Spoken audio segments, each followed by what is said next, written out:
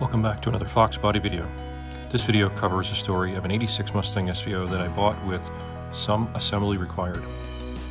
Prior to purchasing this SVO, I sold an 84 Mercury Capri RS Turbo that I had done a cosmetic resto in order to make room for this SVO. There's only so much garage space, right? In the summer of 2013, this Oxford White SVO, color code 9L, was listed on Facebook Marketplace in Allentown, PA. I made a deal to purchase the car with the intent of putting it back on the road. I picked up the car in July of 2013, and thankfully most of the parts that I needed came with it. But I do want to stress the word most, as there were several items that I needed to track down.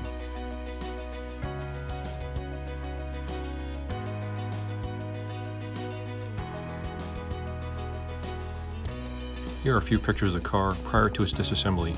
It was a really clean SVO.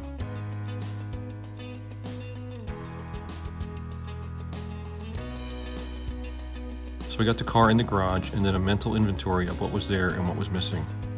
And I threw a few parts on just to keep them from getting damaged. The good news is that the car was rust-free and only had around 89,000 original miles. Keep in mind this car was stored approximately 200 miles from where I lived, so it wasn't easy to get anything done in a hurry. Work mainly happened on weekends when I was down in PA for family visits. First order of business was to get started on the engine bay. I cleaned and masked it off, and after a quick paint job, I worked on putting the pieces back together.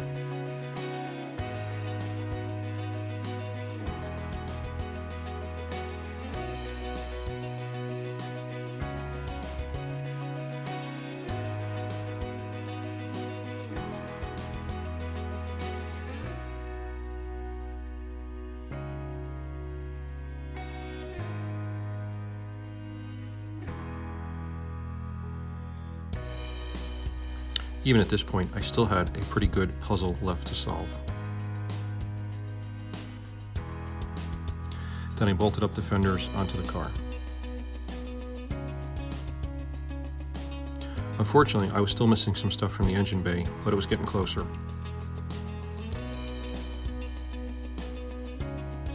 I ended up scoring a complete serpentine belt and accessory setup from a 2.3 liter Aero Mustang.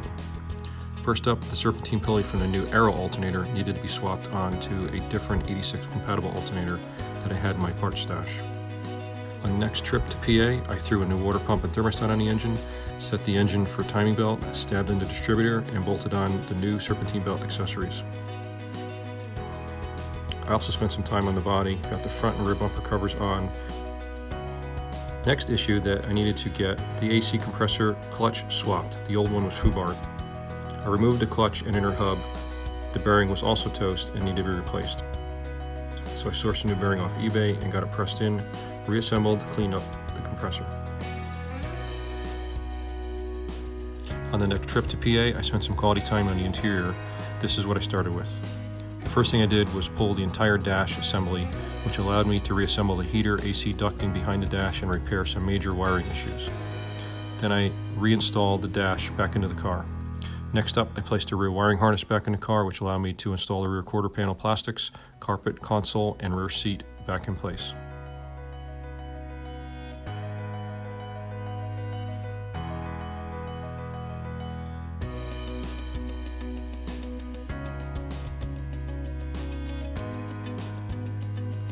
Back at home, I spent some quality time with a small bucket of water and various grits of sandpaper to breathe some life back into the headlights. After wet sanding, I buffed it. One down, one to go. And here's a shot with both lights done. They're not perfect, but they're much better than what I started with. Here's a shot of the headlights back on the car. I was actually missing these small clips. Come to find out that in the late 80s, early 90s, Escort GT EXP used similar clips, but only one per side. Luckily, I was able to find the needle in the haystack at a U-Pull-It. Next issue was that I needed to pull the turbo.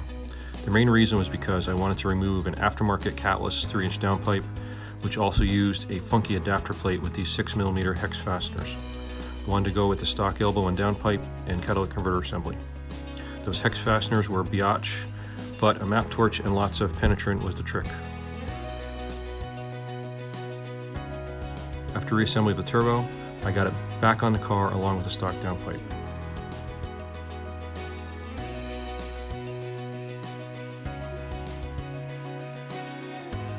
The rear spoiler also needed some loving with 2-part epoxy to fix a few of the mounts. I had the inlet tube drilled and tapped. This was required to get one of the steel lines installed in the engine bay.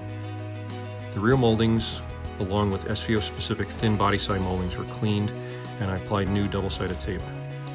This is your friend for getting rid of the old double-sided tape and associated glue residue. Next up, I ordered a new catback exhaust system from Summit Racing, including a Walker Y pipe and tailpipes, and dual thrush turbo mufflers. Here are a few shots of the exhaust system installed. I also wrapped the AC hose with heat tape since it passes over the turbo. Remember, this came from an Aero Mustang. After the exhaust was done, I topped off all the fluids for the first startup. Note, the smoke was just junk burning off the exhaust manifold.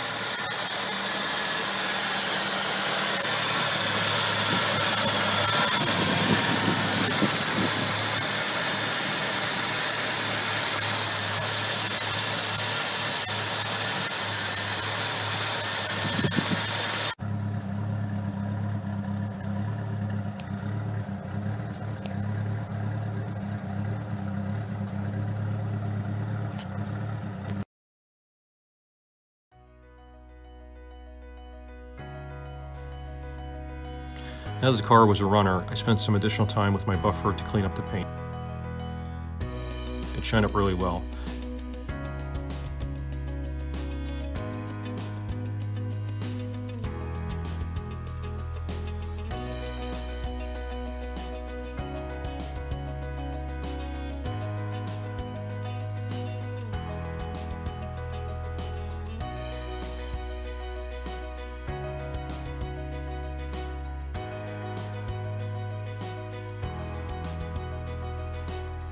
Here's a better shot of the interior, which is finally buttoned up. Once the SVO was road legal, I took her for a quick trip to the gas station. While it ran good, there was something funky in the rear end that needed to be investigated. I took the center section back up to Massachusetts, where I replaced the carrier bearings and got new axle seals. I attempted to remove the carrier bearings with a standard 2-jaw puller.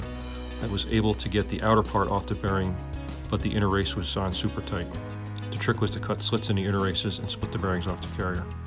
I had these very nice adapters to assist with pressing the bearings on, and voila, both bearings were now on the carrier.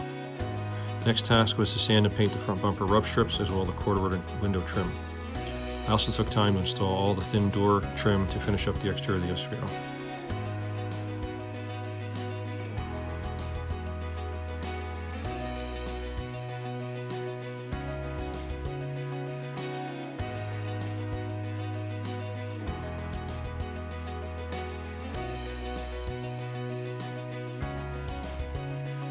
In June 2014, I made the trek along with a buddy Doug down to the Ford Nationals in Carlisle, PA. The car made the 280-mile round trip with no issues, except for one. The speedo was off by like 25 miles an hour. I double-checked the speedo gear in a trans before heading to Carlisle, and it was the same as the one in my black 86. It's good to have a reference. So after consulting with the brainpower at Carlisle, it was determined that the needle was put back in the wrong position, which was probably done when the previous owner installed the white face gauge overlays. It was actually an easy fix. I pulled the lens cover off, and voila. Here's another project that got checked off the list. I converted the AC system to R134A. I did notice that the tensioner on the main belt was foobar. Luckily, I found a replacement for a local junkyard.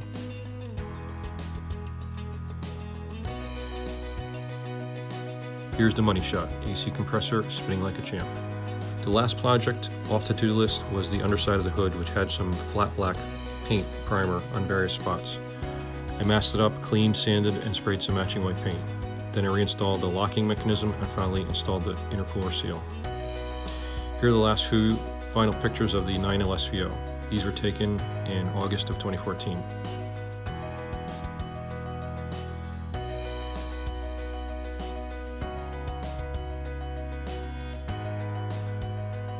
And here are the quick stats on this Mustang SVO, including the VIN breakdown and model year SVO color code stats.